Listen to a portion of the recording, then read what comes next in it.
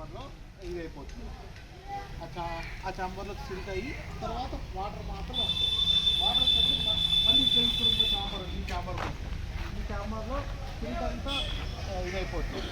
ఇది నిండిన తర్వాత అంటే పిక్చర్లోకి వెళ్తుంది. ఇది వచ్చి దాదాపు ఎంత ఎన్ని ఫీట్లు ఉంటుందంటే బాబు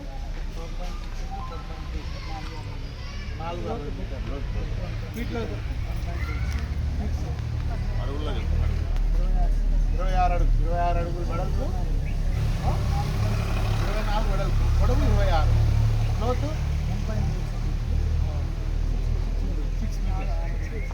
6 ఫీట్. దీంట్లో ఈ పెద్ద నిర్మించినాం.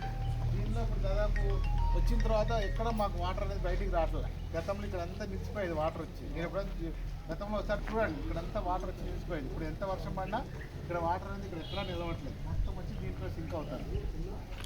ఇది నార్పల 4లో కూడా చేసినట్టున్నాం. మరి అక్కడ ఎట్లా వర్క్ చేస్తుంది తెలియదు. మరి నార్పల 4లో వస్తున్నాయి సార్, వస్తున్నాయి సార్, అన్నీ ఎక్కడికే వస్తున్నాయి సార్, బయటికి రావట్లేదు సార్. నార్పల 3లో కూడా చేయించాము. నార్పల 3లో కూడా చేయించాము. మాది మిగతా బిల్డింగ్ అంటే మీరు అంత ఇంజనీరింగ్ అసిస్టెంట్లు కూడా ఇంట్లో ఉన్నారు కాబట్టి కేవలం మన దగ్గర గ్రామ పంచాయతీలో మనకి దీంట్లో ఉపాధి హామీలో ఎన్ని రూపాయల హార్వెస్టింగ్ సెక్టర్స్ ఎన్నో ఉన్నాయి. మీరు 100 పెట్టండి, 100 చేయడానికి అవకాశం ఉంది.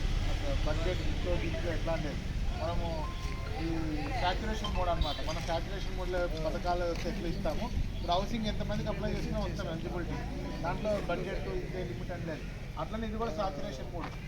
మనకి ఎన్ని గవర్నమెంట్ బిల్డింగ్స్, ఎన్ని స్కూల్ బిల్డింగ్స్ ఉన్నా కూడా అన్నిటికీ శాంక్షన్ చేసే ఇది మనకు అవకాశం ఉంది. చేస్తే నిజంగా వాటర్ అనేది ఖచ్చితంగా